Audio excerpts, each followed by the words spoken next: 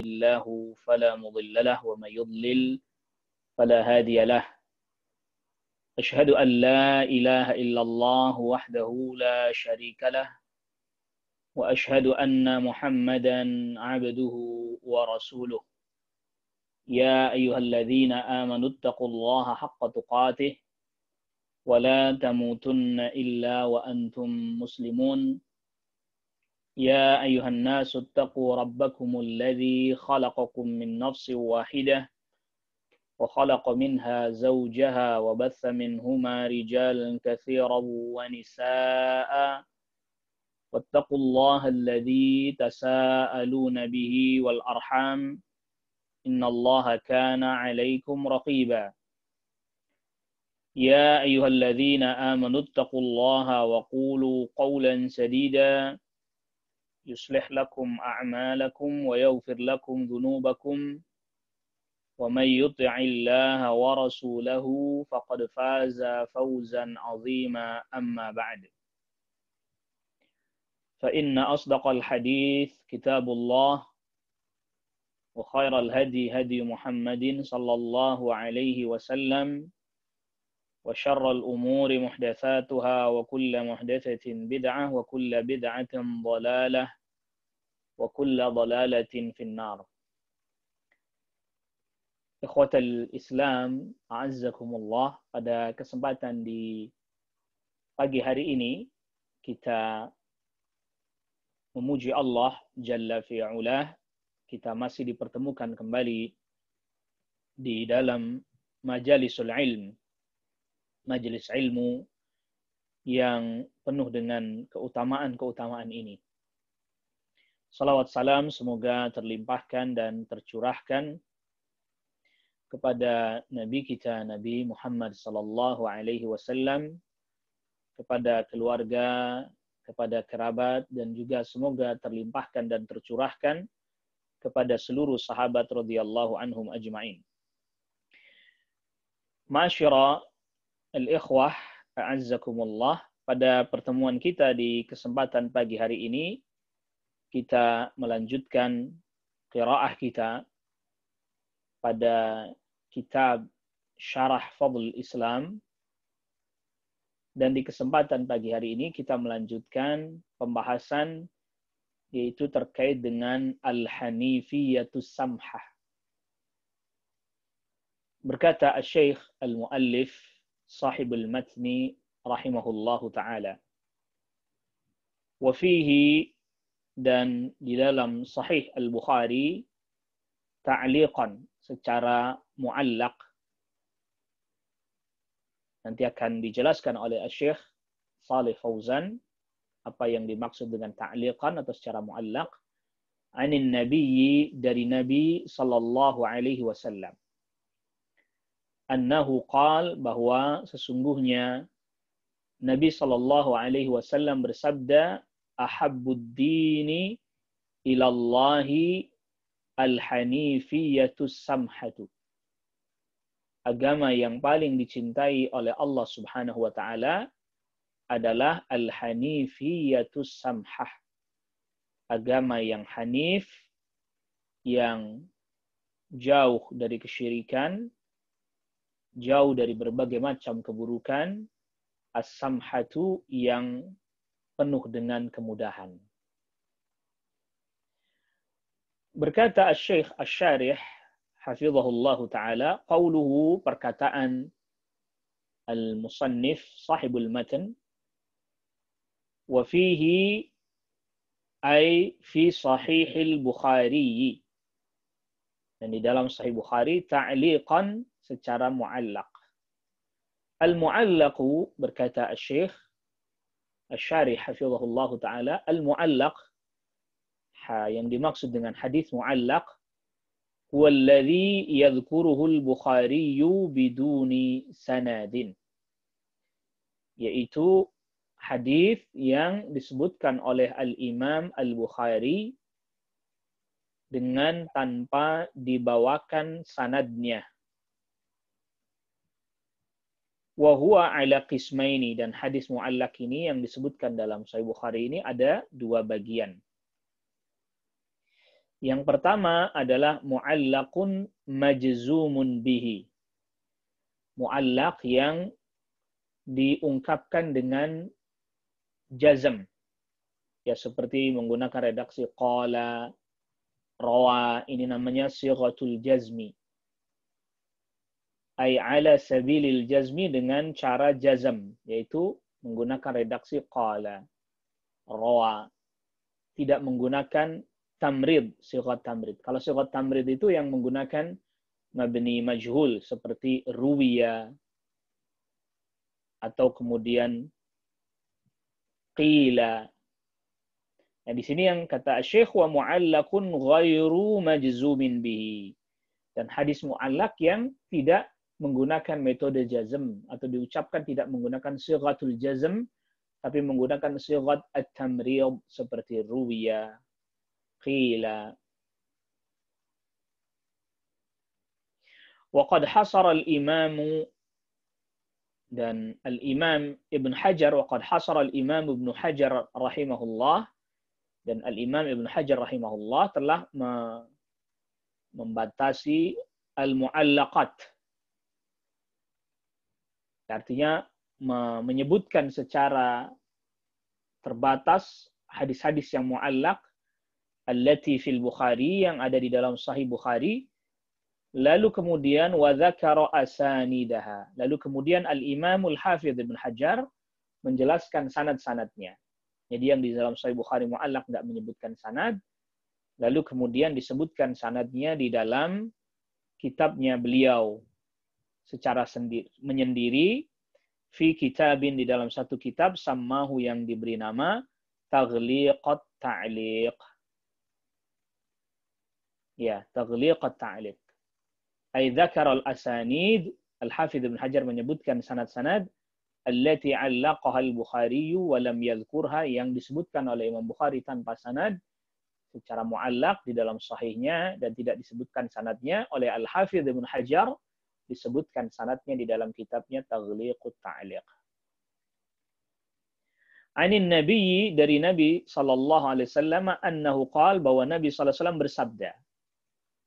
Nah, ini di sini kata Syekh Shalih Fauzan, hadza min at-ta'liqil majzumi bihi. Ini termasuk hadis yang mu'allaq tapi menggunakan redaksi jazm. Qala, annahu qala, bahwa Nabi sallallahu alaihi wasallam bersabda. Ya, Nabi bersabda, ahabbud dini al-hanifiyatus samhatu. Agama yang paling dicintai oleh Allah Subhanahu wa taala adalah al-hanifiyatus samhatu. Agama yang hanif lagi mudah. Ya, al-hanifiyatus samhatu. Apa yang dimaksud dengan al-hanifiyah? Al-hanifiyah yaitu adalah, yakni kata Asy-Syaikh hafizahullah, millata Ibrahim, yaitu millahnya Ibrahim alaihissalam. Was-samhatu, yang dimaksud dengan samhah, yakni maknanya adalah as-sahlah, yang mudah. Jadi al-hanifiyah maknanya millah Ibrahim, yang berpaling dari kesyirikan, yang berpaling dari kesesatan, yang berpaling dari berbagai macam keburukan, hanya menuju kepada Allah Subhanahu wa taala. Menuju kepada tauhid, menuju kepada ketaatan kepada Allah Subhanahu wa taala, menggantungkan urusan hanya kepada Allah Subhanahu wa taala. Ini yang dimaksud dengan al-hanifiyah. Dan as-samhah artinya adalah as-sahlah, yang penuh dengan kemudahan. Allah Subhanahu wa taala berfirman dalam surat An-Nahl ayat 120. Inna Ibrahim kana ummatan qanitan lillah hanifan wa lam yaku minal musyrikin. Surat An-Nahl ayat 120. Sesungguhnya Nabi Ibrahim alaihissalam adalah kana ummatan. Ummatan berarti di sini adalah imaman. Nabi Ibrahim adalah seorang imam yang diikuti, panutan. Qanitan lillahi, yang sangat beribadah kepada Allah. Ya, Qanitan lillah, beribadah kepada Allah, hanifan, dan yang jauh dari kesyirikan, yang jauh dari keburukan. Walam yaku minal musyrikin, dan Nabi Ibrahim alaihissalam tidak termasuk ke dalam golongan orang-orang musyrik. Ya, ayat ini, yang di surat An-Nahl ayat 120 ini, Allah Subhanahu wa taala memuji Nabi Ibrahim alaihissalam dengan beberapa sifat. Yang pertama, sifat yang pertama, Allah puji Nabi Ibrahim dengan sebutan kana ummatan. Nabi Ibrahim alaihissalam adalah panutan. Ummah yang dimaksud sini adalah panutan. Yang kedua adalah qanitan lillah, sangat beribadah kepada Allah. Orang yang sangat tunduk beribadah kepada Allah Subhanahu wa taala. Yang ketiga, hanif. Nabi Ibrahim adalah orang yang hanif. Itu tadi yang menghindar dari keburukan, kesyirikan, ya, menuju kepada tauhid, menuju kepada Allah Subhanahu wa taala. Dan yang keempat, di dalam ayat ini Allah Subhanahu wa taala memuji Nabi Ibrahim alaihissalam dengan pujian walam yaku minal musyrikin, dan Nabi Ibrahim alaihissalam tidaklah termasuk orang-orang yang berbuat kesyirikan. Nabi Ibrahim alaihissalam tidak berbuat kesyirikan dan tidak masuk ke dalam golongan orang-orang yang berbuat kesyirikan, tidak sedikit pun. Nah, di sini Allah Subhanahu wa taala menyebutkan salah satu pujian kepada Nabi Ibrahim alaihissalam adalah hanifa. Maka kesyirikan, ini bukan hanif. Tauhid itulah hanif. Lalu kemudian selanjutnya Asy-Syaikh hafizahullah taala menyebutkan firman Allah Subhanahu wa taala yang ada di surat An-Nahl ayat ke-123. Tsumma auhayna ilaika, kemudian kami wahyukan kepadamu, yaitu kepada Nabi sallallahu alaihi wasallam, anittabi' millata Ibrahim hanifa. Allah wahyukan kepada Nabi sallallahu alaihi wasallam, ikutilah millahnya Ibrahim yang hanif. Ini surat An-Nahl ayat ke-123. Allah Subhanahu wa taala juga berfirman, "Wa man ahsanu dinan mimman aslama wajhahu." Dan tidak ada yang paling baik agamanya dari orang yang dia menyerahkan dirinya, dia berserah diri kepada Allah, artinya dia serahkan wajahnya, artinya dia berserah diri kepada Allah Subhanahu wa taala. Mimman aslama wajhahu lillahi, kepada Allah, dia serahkan dirinya, dia pasrahkan dirinya kepada Allah Subhanahu wa taala, wa huwa muhsinun, dan dia berbuat kebaikan. Wattaba'a, dan dia mengikuti millata Ibrahim hanifa. Mengikuti millahnya Ibrahim alaihissalam hanifa, yang hanif. Ini surat An-Nisa ayat 125. Fal hanif, apa yang dimaksud dengan hanif? Fal hanifu, maknanya hanif adalah wal muqbilu 'ala Allahi. Dia adalah orang yang menghadap kepada Allah dengan seluruh yang ada pada dirinya. Ya batinnya, ya hatinya, ya badannya, ya tubuhnya, semuanya dihadapkan kepada Allah Subhanahu wa taala. Al-mu'ridu amma siwahu, yang berpaling dari selain Allah Subhanahu wa taala. Ini makna hanif yang dijelaskan oleh Asy-Syaikh Shalih Fauzan hafizahullah taala di dalam syarah risalah ini. Al-muqbilu 'ala Allah, itu orang yang menghadapkan dirinya kepada Allah. Al-mu'ridu amma siwahu, yang berpaling dari selain Allah Subhanahu wa taala. Ya, artinya dia tidak berbuat kesyirikan, tentunya tidak. Yang nggak mau berbuat kesyirikan karena dia berpaling dari selain Allah. Dia hadapkan seluruh ibadahnya hanya kepada Allah Subhanahu wa taala. Fa Ibrahim alaihi salam, maka Nabi Ibrahim alaihi salam kana muqbilan 'ala Allah.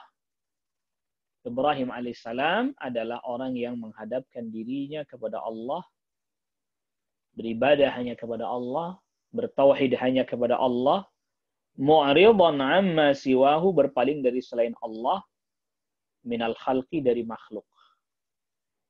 Wal hanifiyatu, dan hanifiyah adalah millatu Ibrahim alaihissalam. Dia adalah millahnya Nabi Ibrahim alaihissalam, wahia, dan dia juga adalah millatu Muhammadin sallallahu alaihi wasallam. Dia juga adalah millahnya Nabi Muhammad sallallahu alaihi wasallam. Dan tadi kita sudah bacakan juga firman Allah Subhanahu wa taala yang memerintahkan kepada Nabi sallallahu alaihi wasallam agar mengikuti millah Ibrahim alaihi salam yang hanif. Anittabi' millata Ibrahim hanifa. Ikutilah millahnya Ibrahim yang hanif, yang menghadapkan dirinya dengan seluruh apa yang ada pada dirinya hanya kepada Allah dan berpaling dari selain Allah Subhanahu wa taala, berpaling dari kesyirikan, berpaling dari kekufuran dan seterusnya, kesesatan, yang menuju kepada tauhid, menuju kepada ketaatan. Dan inilah yang dimakna atau ini maksud atau definisi atau pengertian dari hanifiyah. Nah, maka oleh karena itu Nabi Ibrahim alaihissalam, dia beribadah hanya kepada Allah, bertauhid hanya kepada Allah, tunduk hanya kepada Allah Subhanahu wa taala. Dan ini juga adalah millahnya Nabi Muhammad sallallahu alaihi wasallam. Di mana Nabi Muhammad sallallahu alaihi wasallam diperintahkan oleh Allah Subhanahu wa taala agar mengikuti millahnya Ibrahim. Jadi Nabi Ibrahim alaihissalam bukan Yahudi. Nabi Ibrahim alaihissalam bukan Nasrani seperti anggapan atau tuduhan sebagian orang. Ya, tapi Nabi Ibrahim alaihissalam adalah Hanif, yang bertauhid kepada Allah Subhanahu wa taala. Muslim. Maka oleh karena itu, ini berkata Asy-Syaikh hafizahullah taala, "Ma kana Ibrahimu Yahudiyyan wala Nasraniyya." Ibrahim alaihissalam bukanlah Yahudi, bukan pula Nasrani. Walakin kana hanifa, tetapi Nabi Ibrahim adalah hanif, yang menghadapkan dirinya kepada Allah. Muslima, yang berserah diri hanya kepada Allah. Wa ma kana minal musyrikin, dan bukan termasuk orang-orang yang menyekutukan Allah. Surat Ali Imran ayat ke-67. Orang Yahudi mengklaim bahwa agamanya Ibrahim Yahudi. Orang Nasara juga mengklaim bahwa agamanya Ibrahim adalah Nasrani. Maka ayat ini diturunkan menjelaskan bahwa Ibrahim alaihissalam bukan Yahudi. Ibrahim alaihissalam bukan Nasrani, tapi Hanif, Muslim. Yang ini sekaligus menunjukkan bahwa agamanya para nabi dan para rasul adalah agama Islam. Maka berkata Asy-Syaikh hafizahullah taala, al-Yahudu, orang Yahudi, idda'au, mereka mengklaim, anna Ibrahim, bahwa sesungguhnya Nabi Ibrahim alaihissalam, Yahudiyun, adalah Yahudi. Ma'a anna Taurata ma unzilat illa min ba'dihi. Padahal kitab Taurat tidaklah diturunkan melain setelah Nabi Ibrahim alaihissalam. Jadi bagaimana Nabi Ibrahim disebut Yahudi? Sedangkan kitab Tauratnya saja baru diturunkan setelah Nabi Ibrahim, jauh setelah Nabi Ibrahim alaihissalam. Faqad unzilat, maka At-Taurat ini diturunkan ala Musa alaihissalam, kepada Nabi Musa alaihissalam. Wa bainahu wa baina Ibrahim, dan antara Nabi Musa alaihissalam dan Nabi Ibrahim alaihissalam muddatun tawilatun, masa yang sangat panjang. Jadi bagaimana mungkin dikatakan bahwa Nabi Ibrahim mengikuti agama Yahudi sedangkan Nabi Ibrahimnya lebih dulu? Mana ada orang yang lebih dulu mengikuti pemahaman yang belakangan. Atau mengikuti agama yang datang belakangan. Wa kadzalika an-nasara, demikian juga orang-orang Nasara. Qalu, mereka berkata, inna Ibrahim kana nasraniya. Sesungguhnya Nabi Ibrahim adalah Nasrani, kata orang Nasara. Wa ma ja'atil yahudiyyatu wan nasraniyatu illa min ba'dihi. Sedangkan agama Yahudi, agama Nasrani datangnya setelah Nabi Ibrahim alaihissalam. Bagaimana Nabi Ibrahim kemudian diklaim bahwa Nabi Ibrahim adalah Yahudi dan Nasrani? Fallahu subhanahu wa ta'ala radda alaihim. Maka Allah subhanahu wa ta'ala menyanggah mereka, membantah mereka. Dengan diturunkan ayat yang di dalam surah Ali Imran ayat ke-67 tadi. Maka Ibrahimu Yahudiyya wala Nasraniyya. Ibrahim alaihissalam tidaklah Yahudi, tidaklah Nasrani. Walakin kana hanifan muslima. Tetapi Nabi Ibrahim adalah orang yang hanif. Al-muqbil ala Allah, al-mu'rid amma siwahu.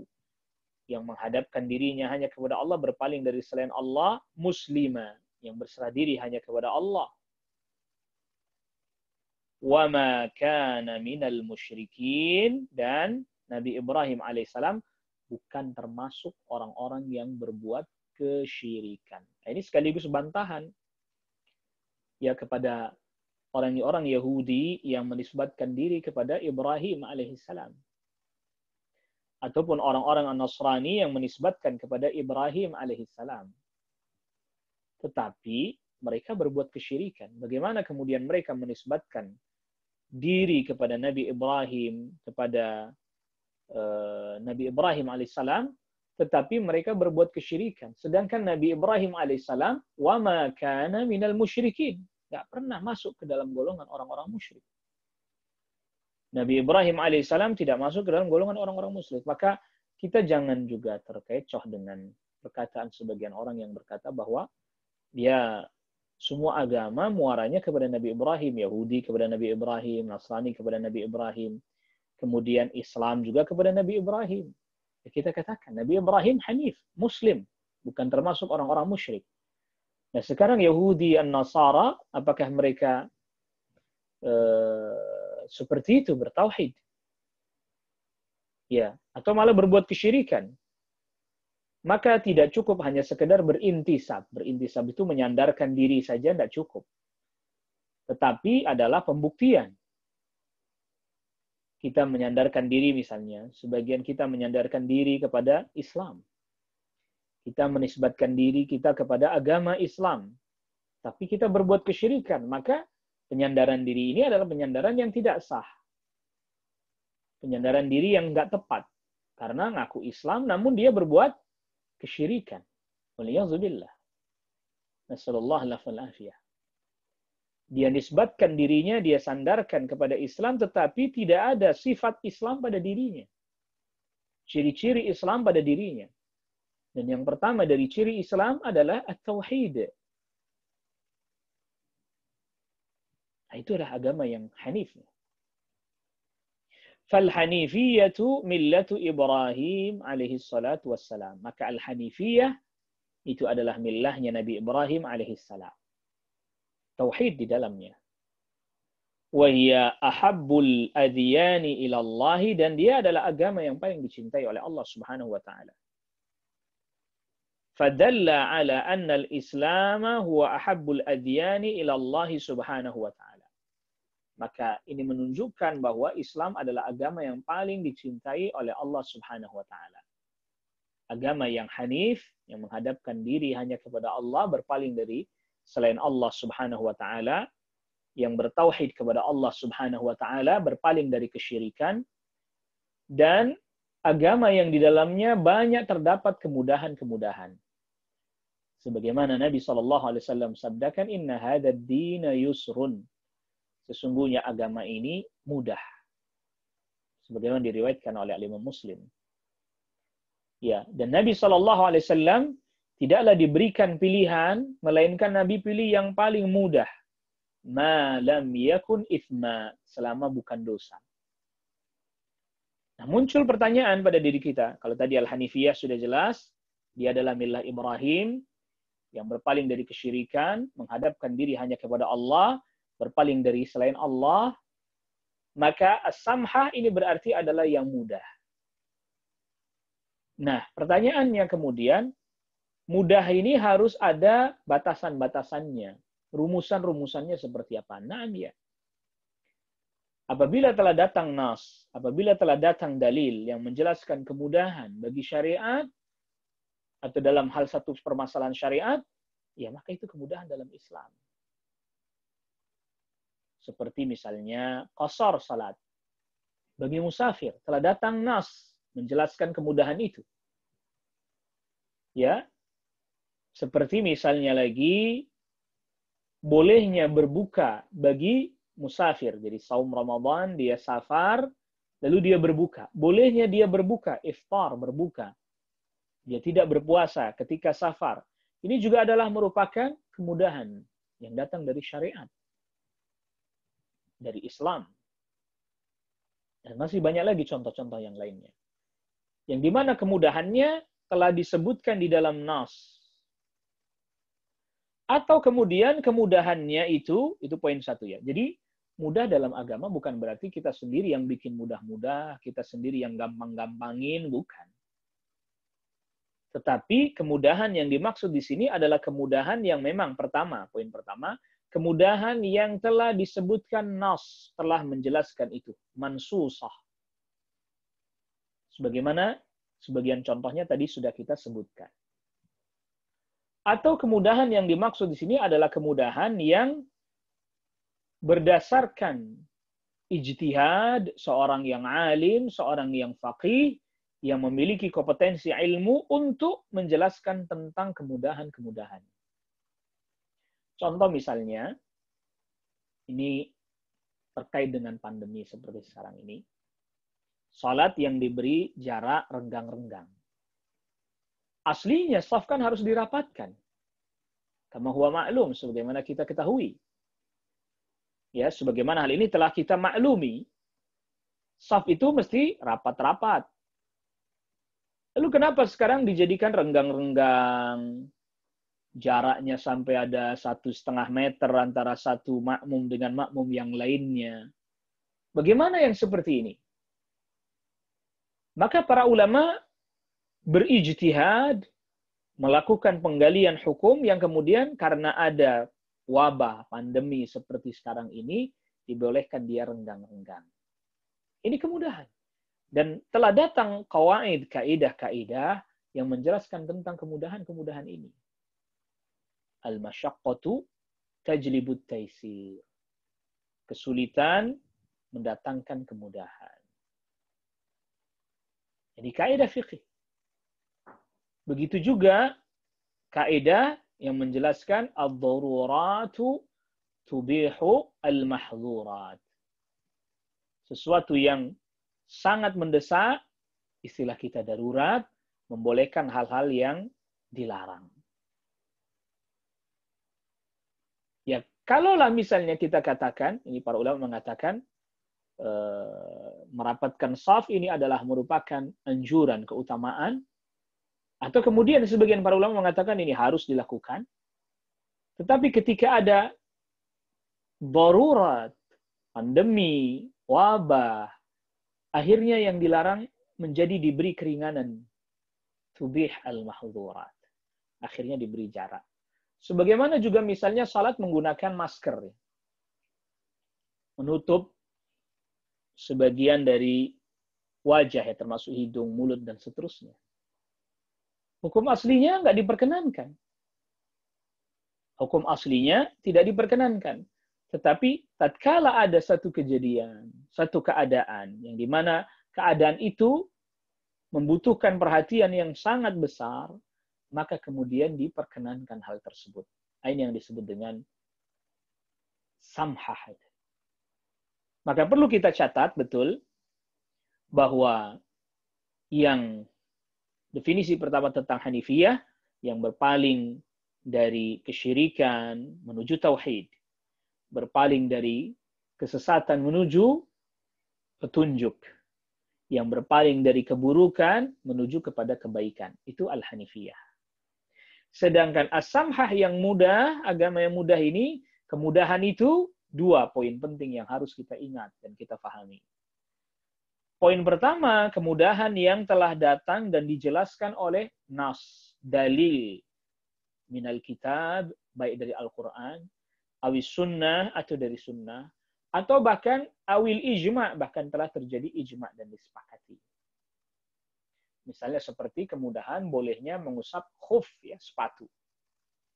Bagi yang safar 3 hari, bagi yang tidak safar 1 hari. Al-Imamun Nawawi rahimahullahu ta'ala mengatakan telah terjadi ijma'. Hal ini diperkenankan, diperbolehkan. Diberi keringanan, diberi kemudahan. Samhah. Karena telah datang nas juga dalam hadis Nabi Sallallahu Alaihi Wasallam. Maka ini poin pertama. Kemudahan itu adalah kemudahan yang berdasarkan nas yang datang dari Al-Quran dan As-Sunnah. Dan yang kedua adalah kemudahan berdasarkan ijtihad. Ya, ijtihadnya para ulama yang mereka mengistimbat hukum syariat.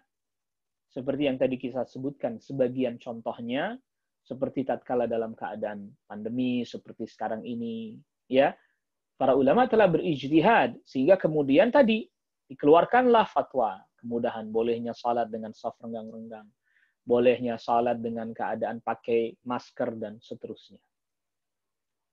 Kemudahan itu bukan kemudahan yang kita buat-buat mudah sendiri, tapi memang kemudahan yang telah datang dalam nas, atau kemudahan itu dijelaskan oleh orang yang memang berilmu, kompeten dalam hal masalah syariat.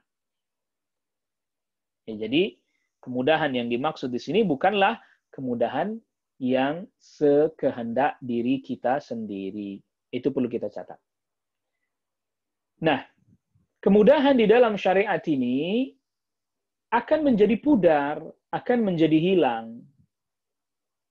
Tatkala seseorang lebih berpegang kepada kebiasaan kaum misalnya. Lebih berpegang kepada tata aturan yang dia yakini dari kabilahnya kah, dari sukunya kah, dari pokoknya yang menjadi latar belakang yang lain. Contoh misalnya ya. Sebagian orang yataharraj, merasa nggak nyaman. Ketika di perjalanan dia salatnya qashar. Misalnya zuhur yang mestinya 4 rakaat kan boleh diqashar jadi 2 rakaat. Dia ngerasa nggak nyaman. Saya kok kayaknya ada yang hilang. Padahal nas telah memperkenankan hal itu. Dalil telah memperkenankan hal itu. Tapi dia merasa bahwa, oh ini ada yang nggak benar nih, ini ada yang keliru nih, ada yang kurang lah bahasa kitanya. Sehingga kemudian dia beranggapan bahwa, ini sholatnya mestinya nggak begini ya, orang kita masih bisa sholat 4 rakaat kok. Nah apabila, ini kan kata tadi, perasaannya saja, perasaannya dia, atau pandangan pribadinya dia. Nah apabila hal ini kemudian terus-menerus dia pegang, akhirnya lama-kelamaan, atau dia misalnya dia sampaikan atau dia ajarkan, sehingga orang lagi nggak mau mengerjakan qashar, maka kemudahan syariat akan lama-lama hilang, bahkan dianggap tidak ada. Dan seterusnya seperti itu. Sehingga kemudian berapa banyak orang lebih senang mempersulit dirinya sendiri. Orang masih bisa sholat 4 rakaat aja, buat apa di qashar? Misalnya ya. Buat apa di jama'? Masih bisa kok. Bahkan sebagian yang mengatakan, males banget sih. Sama seperti sekarang ini. Kondisi wabah misalnya dan seterusnya. Yang tadi kita sudah sebutkan. Kok renggang-renggang rapat aja? Nah ini. Di kemudahan-kemudahan syariat, dan ini bagian daripada fadlul Islam, keutamaan agama Islam. Di dalamnya terdapat samhah. Di dalamnya terdapat kemudahan-kemudahan. Yang kemudian orang mempersulitnya. Akhirnya lama-kelamaan, kemudahan agama dianggap hilang di tengah masyarakat. Keutamaan Islam dianggap hilang di tengah masyarakat. Bukan kemudahan dalam agamanya yang hilang, bukan. Kemudahannya dalam agama tetap, tapi kemudian dianggap hilang di tengah-tengah masyarakat kemudahan-kemudahan dan keutamaan-keutamaan itu. Itulah di antara makna wallahu a'lam yang dikandung juga di dalam sabda Nabi sallallahu alaihi wasallam, "Bada al-Islamu ghariban wa sayaudu ghariban kama bada." Islam datang asing dan akan kembali menjadi asing sebagaimana dia datang. Contoh sederhana misalnya. Ini contoh, salah satu contoh saja. Dari sekian banyak contoh. Di satu negeri, ya, di satu negeri kaum muslimin, itu hatta orang awamnya ngerti tentang hukum mengusap sepatu. Atau bahkan mengusap kaos kaki, ya. Sehingga sebagian mereka wudhu, ya mereka sepatunya tidak dilepas, diusap. Atau kaos kakinya diusap. Itu orang awam saja seperti penjaga toko mengerjakan hal itu. Tetapi di sebagian negeri lain hal ini jangankan orang awamnya, orang yang berilmunya saja, walaupun pernah baca tapi tidak pernah praktekkan, sehingga ketika ada orang yang berilmu melihat hal itu, maka dia akan beranggapan, wah, tak benar tuh orang.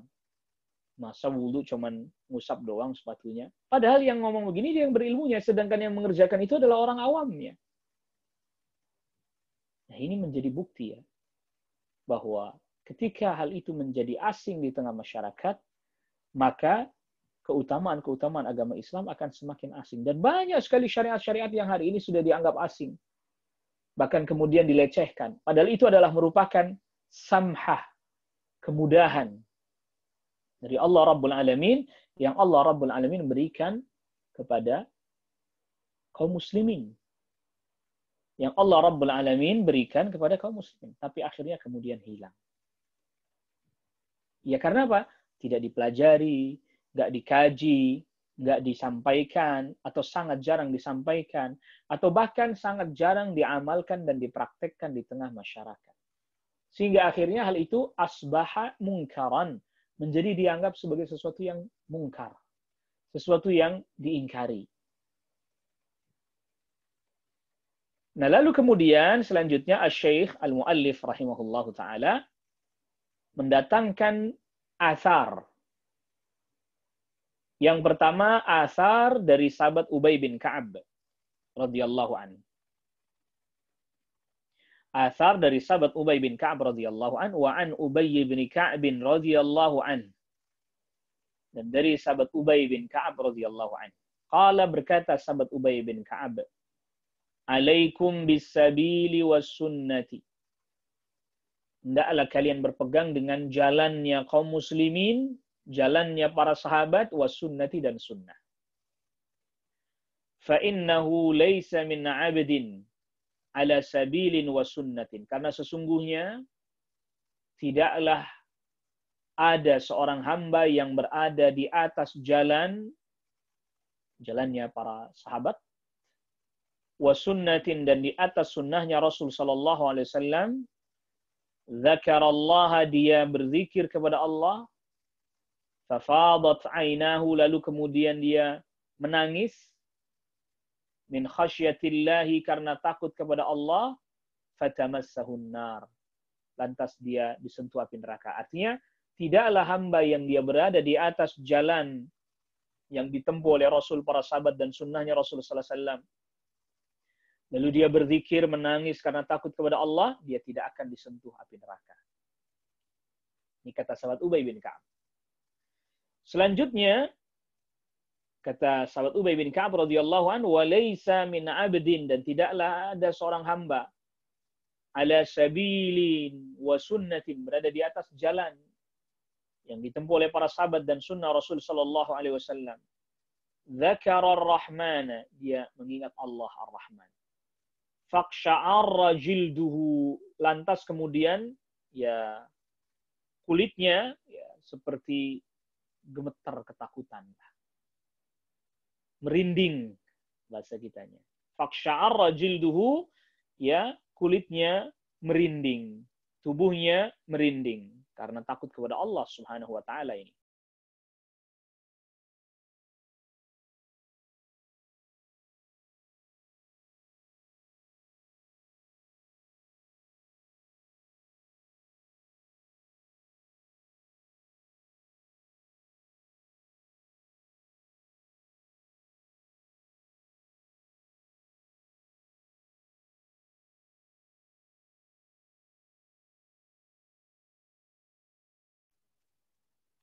yabisa waraquha, yang daun-daunnya kering. Illa tahatat anhu dhunubu, kecuali berguguran darinya dosa-dosanya. Kama tahatta an hadhihi syajarati waraquha, sebagaimana daun-daun itu berguguran dari pohonnya.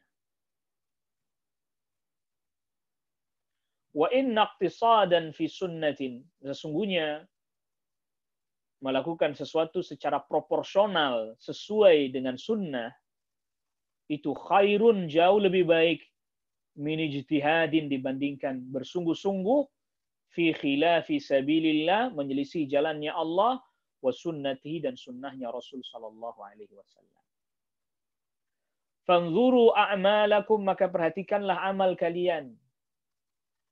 Fa in kanat ijtihadan aw iqtisadan, apabila amalnya kalian itu sungguh-sungguh atau proporsional lah, sedang-sedang saja, antakuna ala minhajil anbiya, hendaknya mengikuti jalannya para nabi, wa sunnatihim, dan sunnahnya para nabi. Jadi di dalam asar ini ada nasihat dari sahabat Ubay bin Ka'ab radhiyallahu anhu. Kita dinasihatkan agar berada di jalan yang benar dan sesuai dengan sunnah. Ya, ini poin pentingnya.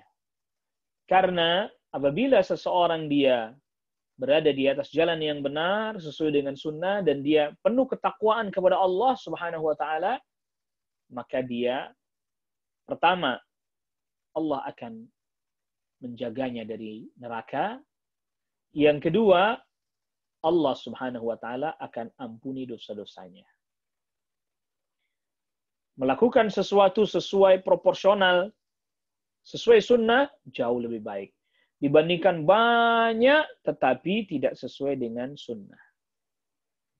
Lihat bagaimana ini para sahabat menasihatkan. Jadi setelah Asy-Syaikh Al-Muallif rahimahullahu taala menyebut ayat Al-Quran, hadis Nabi, lalu kemudian Asy-Syaikh menyebutkan asar dari para sahabat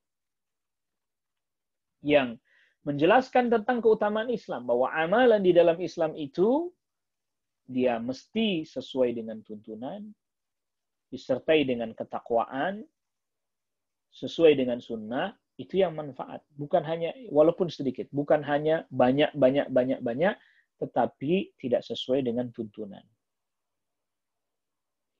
Berkata Syekh Shalih Fauzan, hafizahullah ta'ala, hadzal atharu an Ubay bin Ka'b fi fadlil Islam. Ini asar dari sahabat Ubay bin Ka'ab radhiyallahu an menjelaskan tentang keutamaan Islam. Yaqul, berkata Ubay bin Ka'ab, innal insana idza kana ala sabilin sahihin wa ala sunnatin thabitatin 'anil nabi sallallahu alaihi wasallam. Sesungguhnya manusia apabila berada di atas jalan yang benar dan sunnah yang telah tetap dari Nabi sallallahu alaihi wasallam, tentu yang sahih. Fahadha, maka orang yang seperti ini, idza baka min khasyatillah, apabila dia berzikir kepada Allah, dia karena takut kepada Allah, fa innaha la tamassuhu an-nar, maka dia tidak akan disentuh api neraka karena sesuai dengan tuntunan. Li'annahu khasyiya Allah Ta'ala, karena dia takut kepada Allah Ta'ala, wa huwa ala sabilin wa sunnatin, di atas jalan yang benar dan sesuai dengan sunnah, ala tariqin sahihin, di atas jalan yang benar. Amma law khasyiya Allah, adapun kalau dia takut kepada Allah, wa huwa ala ghairi sunnatin, dan dia tidak sesuai dengan sunnah, ay ala bid'atin, dia di atas bid'ah, fahadha la yanfa'uhu buka'uhu, maka yang seperti ini enggak manfaat buka'uhu, dia nangisnya, dia zikir menangis karena takut kepada Allah tapi tidak sesuai dengan tuntunan. Wala khusyu'uhu, dia khusyuknya enggak bermanfaat. Wala khasyatuhu, takutnya enggak bermanfaat. Karena enggak sesuai dengan tuntunan, kata Asy-Syaikh hafizahullah taala. Wa katsirun minan nasara, dan banyak orang-orang an-nasara, yabkun, mereka menangis, wa yakhsha'un, mereka pun khusyuk, lakinnahum ala ghairi hudan, tapi mereka tidak berada di atas petunjuk. Bal ala dhalal, bahkan mereka di atas kesesatan. Wa katsirun minal quburiyin, dan banyak orang yang menyembah kubur. Wal mubtadi'ati, dan orang-orang yang berbuat kebid'ahan. Yabkuna bukaan syadidan, mereka menangis dengan sungguh-sungguhnya. Nangis. Merasakan kenikmatan, dia menangis.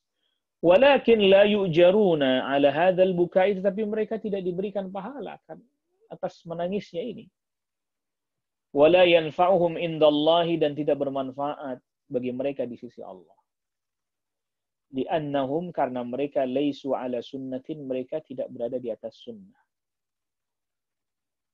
Jadi ini penjelasan dari sahabat Ubay bin Ka'ab radhiyallahu anhu yang dijelaskan oleh Syekh Hafizahullah taala. Bukan dari kita sendiri, bukan. Jadi terkadang mungkin sebagian kita mengatakan, oh, Anda merasa benar sendiri, orang salah semuanya, cuman Anda yang benar. Enggak, ini kita cuma menjelaskan atharnya sahabat Ubay bin Ka'ab radhiyallahu anhu. Falaisatil ibratu ayyabkil insanu, maka yang dianggap bukanlah seseorang menangis wa yakhsha, dan dia mengkhusyukkan dirinya. Bukan hanya itu yang dilihat. Wa innamal ibratu bima huwa alaihi, yang dilihat itu dia sesuai tuntunan atau enggak. Jadi ini penjelasan dari asarnya sahabat Ubay bin Ka'ab. Jadi ada orang yang dia tampakkan dia menangis, dia khusyuk, dia bersungguh-sungguh, tapi ternyata dia menangis dengan menggunakan amalan yang enggak sesuai dengan tuntunan. Ya, sebagaimana sabda Nabi sallallahu alaihi wasallam, fahuwa raddun, maka tertolak. Ini asar diriwayatkan oleh Al-Imam Ibnu Abi Syaibah dalam Musannaf dan Abu Nuaim di dalam Hilyahnya. Itu Hilyatul Auliya. Lantas kemudian Asy-Syaikh Shalih Fauzan hafizallahu taala melanjutkan penjelasan terhadap asarnya sahabat Ubay bin Ka'ab. Tsumma qala Ubay bin Ka'ab fi akhiril kalimati.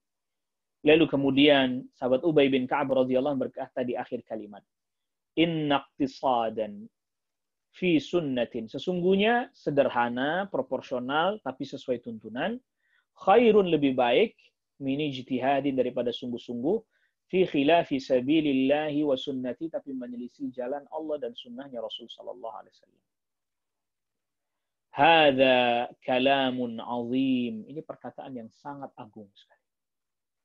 Fal'amalul yasiru, amalan yang sedikit, wa huwa ala sunnatin, sesuai sunnah, fihi khairun katsir, di dalamnya kebaikan yang banyak. Ammal ijtihadul katsiru, adapun kesungguh-sungguhan dengan amalan yang banyak, wa huwa ala bid'ah, tapi berada di atas kebid'ahan, fa hadza la yanfa'u sahibahu, maka ini tidak bermanfaat bagi pelakunya. Walau ijtahada al-laila wan nahara, walaupun dia bersungguh-sungguh beramal malam siang. Kenapa tidak bermanfaat? Li'annahu ala ghairi tariqi sunnati, karena ini tidak sesuai, dia tidak sesuai dengan sunnah. Falaysatil ibratu bi kathratil amali, maka yang dianggap bukan hanya sekedar banyak amal saja. Wala bi kathratil bukai, dan bukan juga hanya sekedar banyak menangis. Wa innamal ibratu fi tariqi alladhi alaihi al-insan. Tetapi yang juga perlu diperhatikan adalah jalan yang dia tempuh. Benar atau tidak? Al-ibratu bittiba'il kitabi was sunnah. Yang dianggap adalah mengikuti Al-Quran dan sunnah. Walau kana al-amalu qalilan. Walaupun amalnya sedikit. Fahada yakunu ala khairin kathirin wa ala sabili najatin.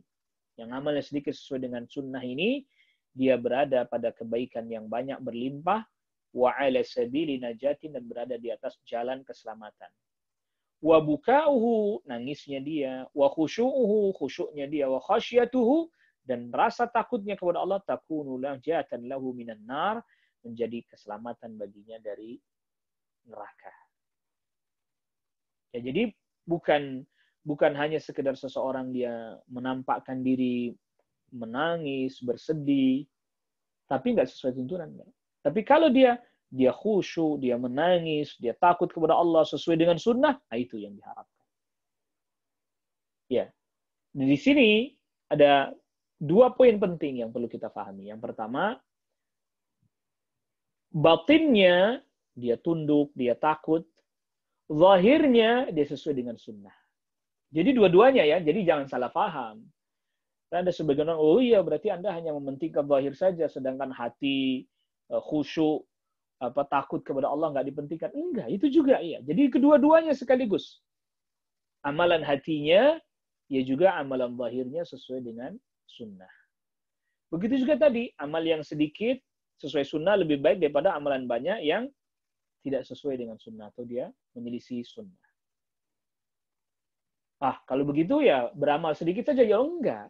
Kalau sesuai sunnah amalan banyak, tentu jauh lebih baik lagi. Ya, jangan kemudian disalah fahami.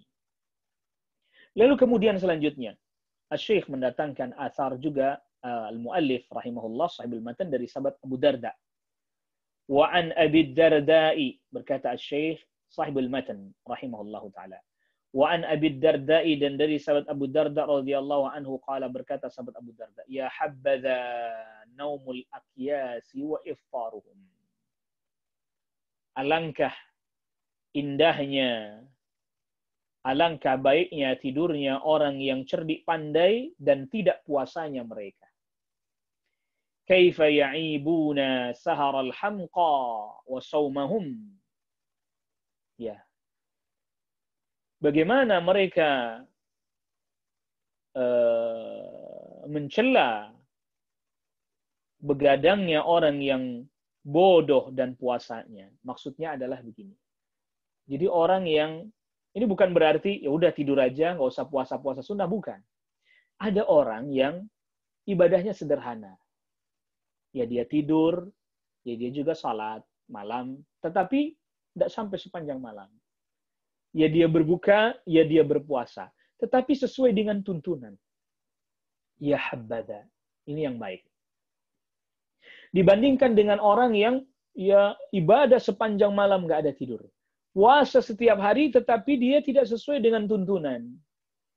Itu maksudnya ya. Jadi bukan berarti ya udah tidur aja terus. Nggak usah sholat malam. Ya udah nggak puasa aja terus. Enggak, bukan itu maksudnya.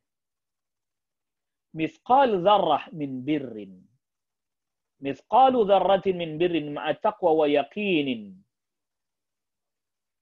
Seberat semut yang paling kecil dari kebaikan, disertai dengan ketakwaan, keyakinan, dan juga tentu sesuai dengan tuntunan, a'zamu, lebih agung, wa afdalu, dan lebih utama, wa arjahu, dan lebih unggul, min ibadatil mughtarrina, dibandingkan ibadahnya orang-orang yang dalam keadaan tertipu. Maka Islam agama amal, tetapi juga harus didasari atas dasar ilmu. Bukan hanya beramal, tapi tidak didasari atas dasar ilmu. Berkata Syekh Asy-Syarih, hafizahullah ta'ala, Atharu Abi Darda, asarnya sahabat Abu Darda, yushbihu, mirip, menyerupai, athara Ubay bin Ka'bin. Menyerupai asarnya sahabat Ubay bin Ka'ab. Fi ma'nahu, di dalam maknanya. Tamaman, persis. Anna sahibal aqidati sahihati, bahwa orang yang memiliki akidah yang benar dan sesuai dengan tuntunan amalnya. Wa in kana naiman, walaupun dia tidur, fahuwa khairun, maka itu lebih baik, min sahibil aqidatil fasidati, daripada orang yang memiliki akidah yang rusak. Wa in kana qa'iman yusallin nafilah, walaupun dia sepanjang malam salat sunnah. Ingat, bukan berarti ini maknanya orang yang punya akidah yang benar ya udah tidur aja, enggak salat malam. Enggak itu maksudnya. Jadi ini membandingkan antara orang yang amalnya sedikit, ya dia tidur, ya dia salat, dengan ini yang sepanjang malam salat, yang satu yang amalannya sedikit sederhana tapi berada di atas akidah yang benar, yang ini berada di atas akidah yang keliru, yang salah, maka ini yang sia-sia. Sebagaimana itu juga disyaratkan atau dijelaskan oleh sahabat Abdullah bin Umar ketika ditanya oleh seorang tabi'in Yahya bin Amr dari Basrah, ya. Di negeri kami ada orang yang salat, ibadah dan seterusnya, tapi dia memiliki akidah yang keliru, menyimpang. Kata mereka, takdir itu nggak ada. Kata sahabat Abdullah bin Umar, idza laqitahum, kalau kamu berjumpa dengan mereka, idza laqita ulaika, kalau kamu berjumpa dengan mereka, fa'alimhum, kasih tahu pada mereka, anni bari'um minhum wa hum bara'u minni. Saya berlepas diri dari mereka dan mereka berlepas diri dariku. Walau anna ahadahum anfaqa mithla Uhudin dhahaba ma qabilahu Allahu minhu hatta yu'mina bil qadar. Kalau seandainya salah seorang di antara mereka menginfakkan emas sebesar gunung Uhud, Allah nggak akan terima sampai mereka beriman kepada takdir. Jadi akidahnya yang benar dan sesuai tuntunan. Wa sahibas sunnati, dan berkata Syekh hafizahullah, dan sesungguhnya orang yang berada di atas sunnah, fi naumihi, dalam keadaan dia tidur, wa fi iftarihi, dan dalam keadaan dia tidak berpuasa, huwa ala khair, dia tetap berada di atas kebaikan. Wa sahibal bid'ati, dan sesungguhnya pelaku kebid'ahan. Fi saharihi, artinya dia mengerjakan ibadah tapi tidak sesuai dengan tuntunan. Fi saharihi, begadangnya, sholat malam sepanjang malam. Akidahnya keliru, amalnya nggak sesuai dengan tuntunan. Wa fi saumihi, dan puasanya, huwa ala syarrin, dia tetap berada di atas keburukan. Li'annahu yasiru ala ghairi hudan, karena dia berjalan di atas selain petunjuk. Jadi ini maknanya. Dan ini penjelasan atau asal ini datang dari para sahabat radhiyallahu anhum ajmain, bukan dari kita, bukan. Jadi lantas kemudian apabila ada sebagian orang mendengar ini lalu dia katakan, oh, Anda ini merasa benar sendiri, Anda merasa paling hebat, pemegang kunci surga. Dan ini adalah merupakan satu perkataan yang yuraddidunahu, yang mereka ulang-ulang, yang mereka sampaikan berulang-ulang. Padahal lagi-lagi, ini bukan datang dari kita, bukan. Ini datang dari para ashab al-akhyar, para sahabat Nabi SAW radhiyallahu anhum ajma'in. Ya bukan datang dari diri kita. Jadi bukan yang terpenting amalannya banyak. Ya seperti misalnya sebagian an-Nasara, mereka menjadikan diri mereka sebagai rahib, tidak menikah, dan seterusnya. Ya, ini kan menyiksa diri, tetapi tidak ada hudan. Ya, tidak berada di atas petunjuk. Tidak berada di atas kebenaran. Naam. Ayuhal ikhwah, a'azzakumullah.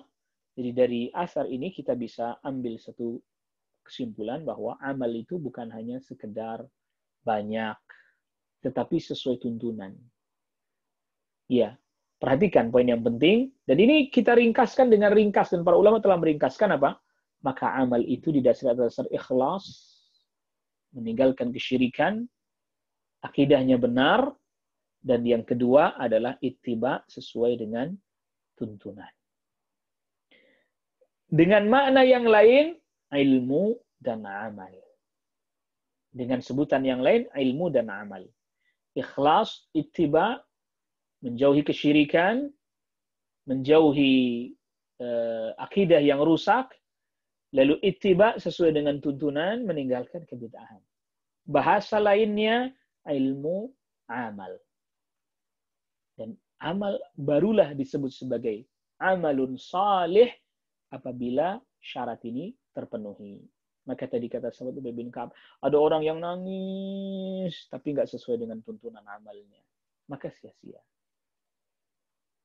Ya, ada orang yang tadi sholat sepanjang malam, kata sahabat tadi disebutkan, dia sholat sepanjang malam, oleh sahabat Abu Darda, tapi akidahnya rusak. Tapi amalan-amalannya tidak sesuai dengan tuntunan. Maka itu sia-sia. Na'udzubillah. Nasallallahu al-afa wal-afiyah. Ayuhal ikhwah. A'azzakumullah. Jadi, asar ini, atau asar yang disebutkan ini sekaligus menjadi penutup dari pembahasan yang pertama dari risalah ini, yang diberi judul Fadlul Islam, bab yang menjelaskan tentang keutamaan Islam. Maka selanjutnya, insya Allah nanti kita masuk kepada bab ad-dukhuli fil Islam. Bab yang menjelaskan masuk ke dalam agama Islam. Artinya bab ini adalah bab yang menjelaskan agar supaya orang termotivasi untuk masuk ke dalam agama Islam yang penuh dengan kebaikan-kebaikan ini. Jadi Islam bukan hanya sekedar kita punya niatan baik saja, tidak. Tapi harus ikhlas, niatnya benar, dan juga sesuai dengan tuntunan. kita cukupkan dulu kajian kita di kesempatan pagi hari ini. Jazakumullah khaira atas perhatiannya, dan mohon maaf atas segala kekhilafan, dan semoga Allah memberikan kepada kita ilmu yang bermanfaat, rizki yang penuh dengan kebaikan dan keberkahan yang thayyib, dan juga amal yang salih yang diterima oleh Allah Subhanahu wa taala. Subhanakallah bihamdik. Asyhadu an la ilaha illa anta astaghfiruka wa atubu ilaik. Wa sallallahu ala nabiyyina Muhammadin wa alihi wasallam tasliman katsira. Wassalamu alaikum warahmatullahi wabarakatuh.